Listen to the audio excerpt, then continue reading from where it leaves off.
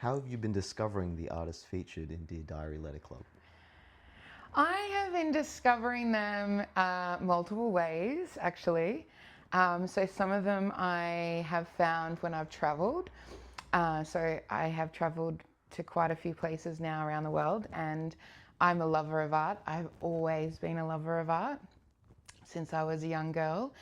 And I will try and find little artists or like smaller art galleries on my travels, or I'll try and support the street artists and things like that. So some of them are found through those means. And then I look them up when I get home and I find, like, I go, hey, would you like to be a part of this Dear Diary Letter Club? And they're normally like, yeah, that sounds great. Other artists I know through, like, they're my friends. So I have met them previously. I've done like residencies, art and writing residencies previously. I met some artists through that. I know artists in real life, like they're my friends. And then other artists I have just found on social media, and I've reached out to them. And so, yeah, there's lots of different ways that I have found artists. I also go to a small art gallery. So I'm in Melbourne at the moment, and there is a little art gallery called Red Art Gallery. And I found quite a few artists through there because they have such incredible artists. So, like, again, lots of different ways of finding artists. And I normally just reach out to everybody and ask them if they want to be a part of it. The response has been very positive from them. Yeah, like I've definitely had more yeses than I have had nos, put it that way. Like there's been a couple of really big artists, like huge artists, and they're like, no. And I'm like, yeah. But I am in talks with one of like a quite a substantial artist, and he has like, I think it's like 250,000 followers or something like that. And I've been talking to him for about 6 months, trying to get him on board, but I think it'll just be a money question, really. Like I've gone and like stalked him a little bit, and he's like had like alcohol like agreements where he's done like all the artwork for alcohol company. Like it's just, like he's very big. So if he says yes, and if I can get him on board, I'll be like amazed, and I'll be really happy. And I think that all of the subscribers will be happy too. Great. In a digital age, why do you think it's important that receiving letters and also this artwork, why do you feel like this should still remain a tangible artist experience? Yeah, so it's an interesting question, one which I have had lots of self-reflection on recently, to be honest. And the reason why is because when I started this, I started it because I loved sending letters to my nana. And me and my nan would send letters back and forth, and I would send her artwork, and I'd send her photos of whatever I was doing, and like she'd have all these trinkets and stuff when I'd go visit her, and all the things that I'd sent her on the walls, and I realized it had impact. And so I did that because it was something that I really missed in my life, and I wanted to connect to people in a different way, and I wanted to share not only my writing ability but also artists that I have found, and uplift, because my whole schmick is like uplifting and highlighting and spotlighting people, because I value humans and I value culture and I value art, and I wanted to combine those two worlds. And so I'm a writer and poet, and I wanted to kind of bring that my writing skills into the art world and kind of balance that out. But why is it important? As I have been doing it, and this is where the self-reflection comes in, as I have been, like, because I'm in the 6th month now of Dear Diary Letter Club, I didn't realize my impact until now. Well, not now, but like as it's been going, I've now truly understand the importance of this project. And the impact is that we have really been forced into this social media online world. And I think we can all now say that it is, yes, there is positives to it, but there's also a lot of negatives. And it is, it's not beneficial for the human race anymore to be online and on social platforms as much as we are. And there's a whole bunch of anxiety and depression and angst and, agitation. There's lots of emotion within society as a whole. And I think we can all acknowledge that there's a lot going on, and when we go onto social media, we are bombarded with what's going on, and it's very overwhelming. And I think as a race, we're really feeling that kind of overwhelm. And so what Dear Diary actually does is it removes you, kind of disconnects you from that, and you are hypothetically on a couch or at the dining room table, or you're on a park bench in a park, and you're holding a little parcel of joy in your hands, right? You don't have, your two hands are taken up by something material and physical, and you are in that moment not online. You're not holding a device. You have this material letter in your hand, and it disconnects your mind and your body and your soul to be present of where you are physically.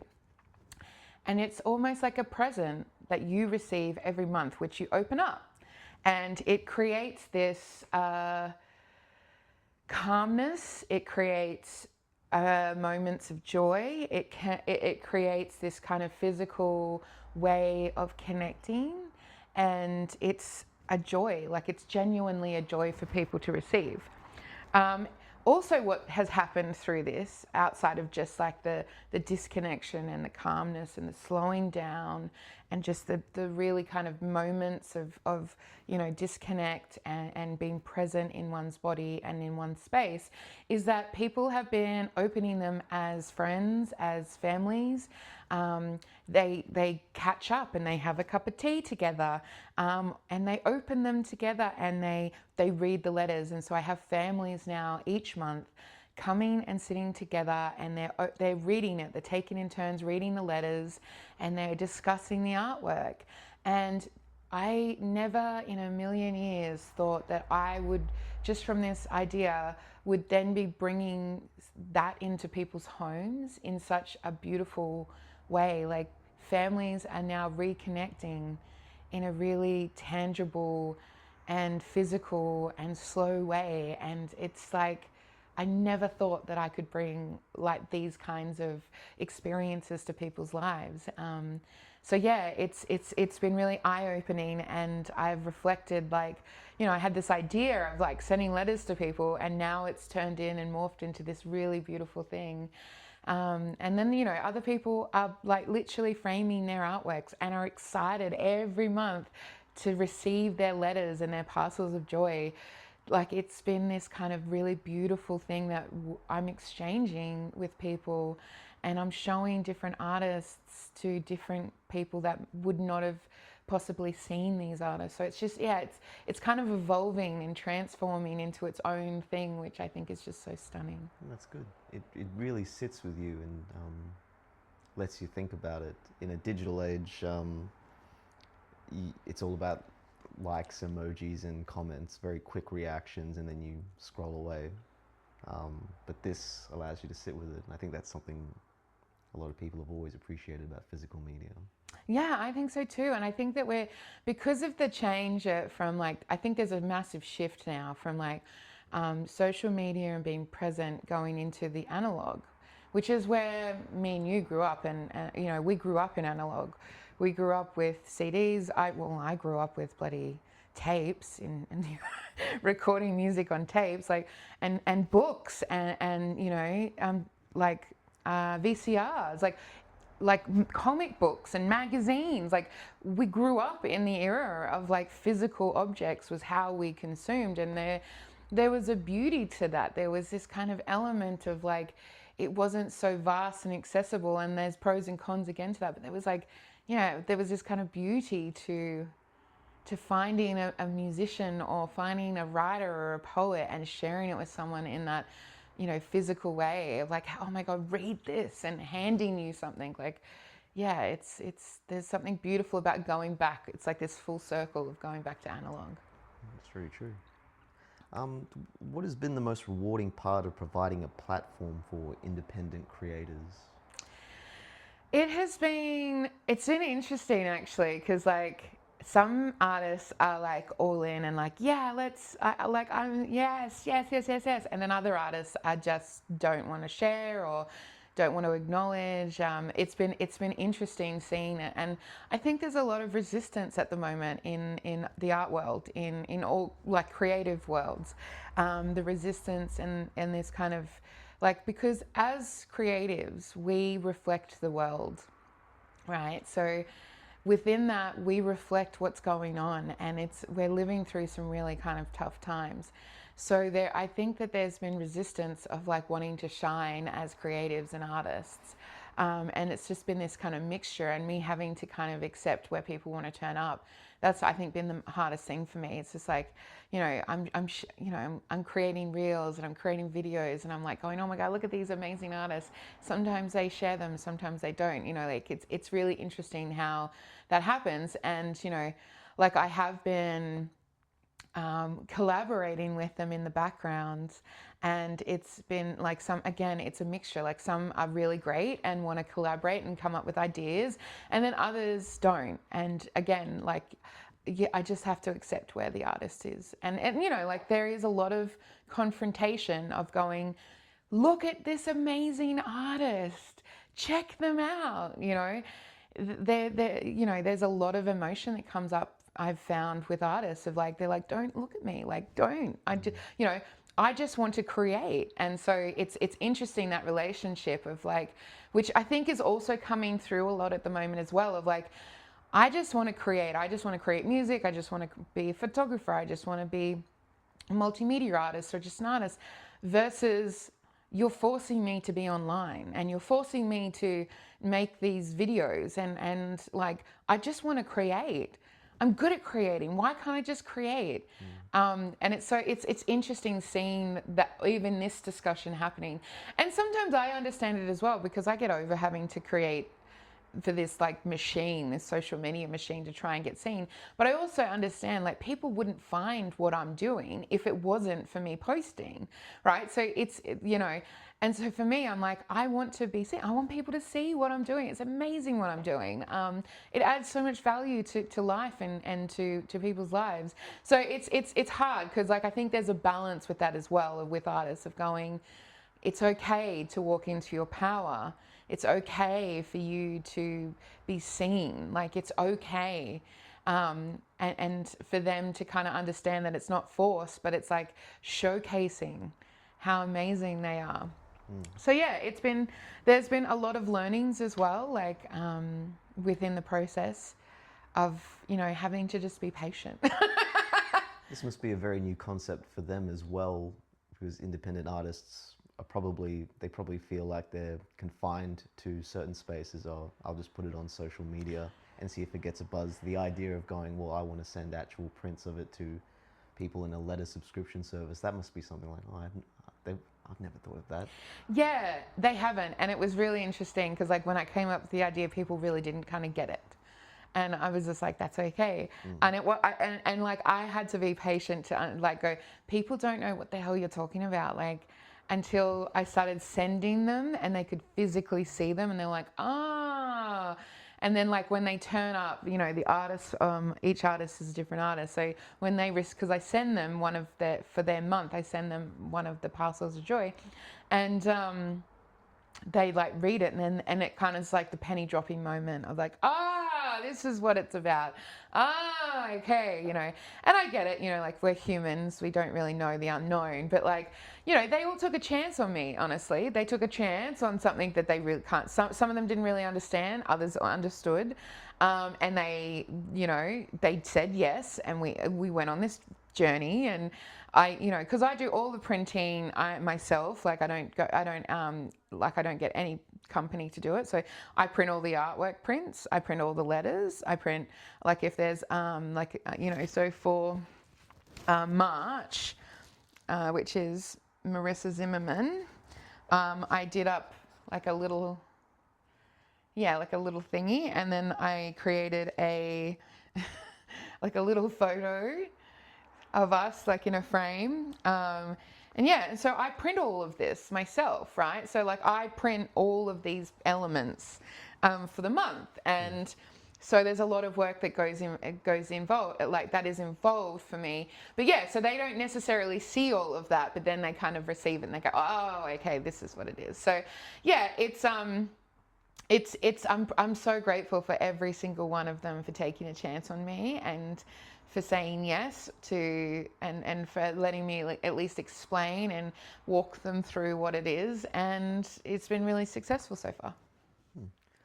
You write about the artists in your letters, and you give them more of a description as a way of a glimpse into the style of what the the artist is showing you, without really giving away an interpretation as if like this is how you should see it as well. Was that deliberate, that you wanted the reader to kind of engage with it with their own interpretation? Yeah, it is. So art is subjective. All art, all creatives, like creations are subjective to the person. Now there's 12 artists in Dear Diary Letter Club because it's annual. You might not like every single artist, but that's not for me to tell you that. Does that make sense? Like, it is up to the person that opens that parcel and to view that artwork and that relationship and that emotive response, or the response at all. It's up to the person. That's their relationship. That's what art is. It's a relationship with a creation that's sitting in front of you. So I don't write it to be like, this is how you need to feel, because that's wrong. You can't tell anyone how to feel, especially when it comes to art. But what I do is I try and pull back the curtain a little bit and be like, this is the way I see it. Like, this is my emotive response. This is how I view this artist and the way that they connect with their art. And I do it from that way because I think that's beautiful, to observe an artist and to be able to put it into words of like how incredible their art form is, and the sacrifices that they have made to be standing in front of us right now with the artwork that I'm sharing. Like, it's not an easy process to be an artist. It is not an easy process to be a creative. It is a hard slog. And so, for me, I want to share those kind of glimpses of how I feel about the artwork in a gentle way, but also the artist and who they are. And I think I do that really well. And when the artist reads their write-up, they're just like, they generally cry because they've never been seen or written in the way that I write about them.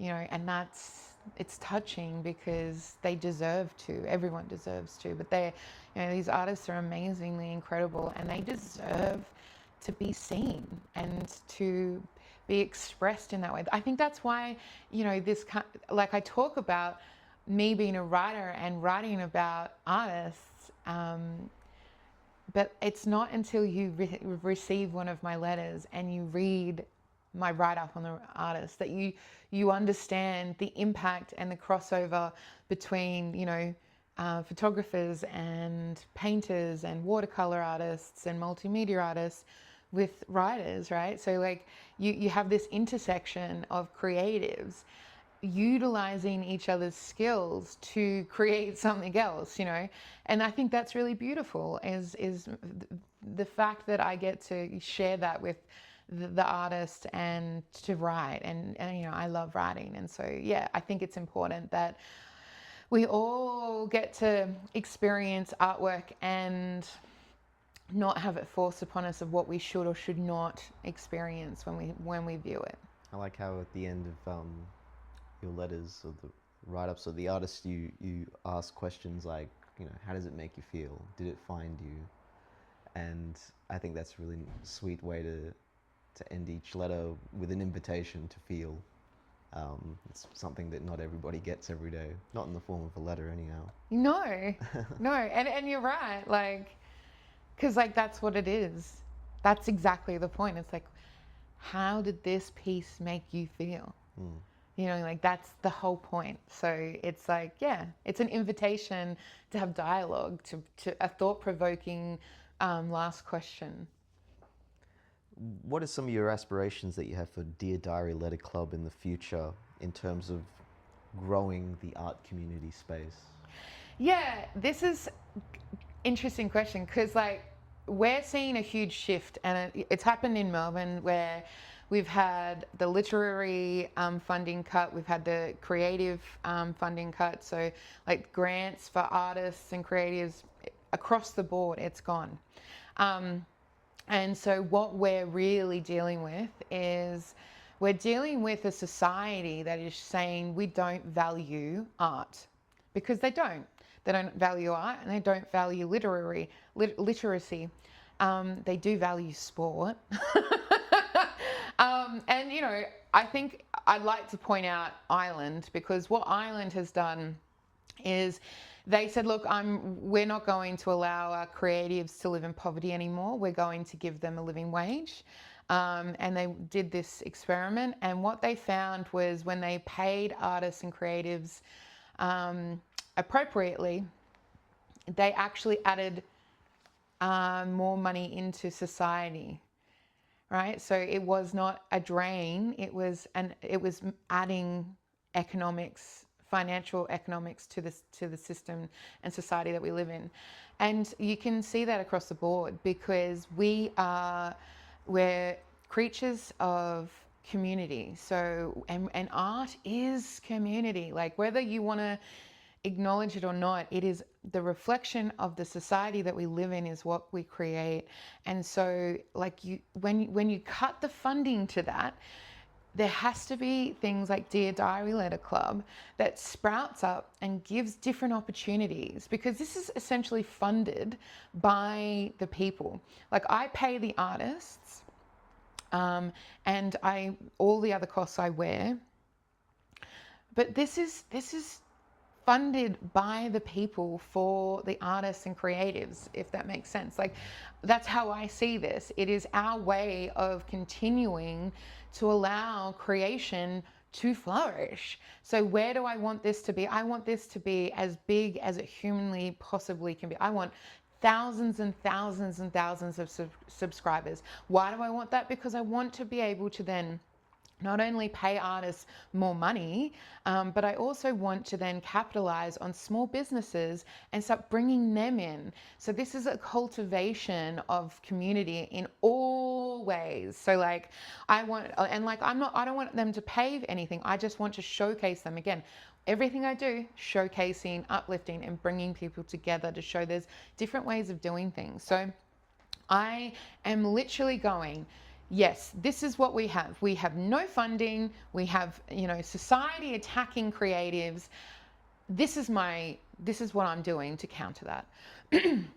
What I'm doing to counter this is I'm creating Dear Diary Letter Club, and I want to grow it as big as possible so then I can bring in small businesses that do candles, or small businesses that do facial products, or small businesses that create, bookmarks, or, like whatever it is. And then we can then cross-pollinate through not only artists and creatives, but through small business, which are creating things. And we're creating this kind of not micro, but, a medium environment where we're all, connecting and sharing each other's, wares, because that's ultimately what I want. I want us to remove from online social media, and I want us to come together and uplift each other and make it sustainable so that we all flourish and just not a few. And so then I also that's my primary goal for Dear Diary Letter Club, but I also want to do some in-person work. So I want to have balls, and I want us to all get whimsically made up, and I want us to all come and have fun and have flower crowns and just, be fabulous together. And then I want to do retreats, which is all about play and joy, where we all meet up and we have different workshops that we can do, but we're just having fun, and we're reconnecting to our inner child, and we're just being together in community. I want to turn this into a beautiful in-person creation coming away, like obviously bringing creatives into real life and accessing that. And I think it's beautiful in that sense. Like there's so many possibilities as well. Like this is just things that I've kind of come up with, let alone like all the things that I'm going to kind of come up with along the way. Like imagine all the opportunities that I'm going to create once I start getting a bigger following. You know, like imagine 5,000, 6,000. I could take this internationally. Do you know what I mean? Like I'm talking about this in Australia. I get to 10,000 Dear Diary subscribers, and you know, I have a bunch of them in USA. I can go to USA. I can go to Canada. I can go to UK. I can go to Spain. I can go like this can be transferred into an international, you know, community-driven, in-person thing. Sounds like you got some big ideas in the future. So I wish you the very best, and I can't wait for next month's issue.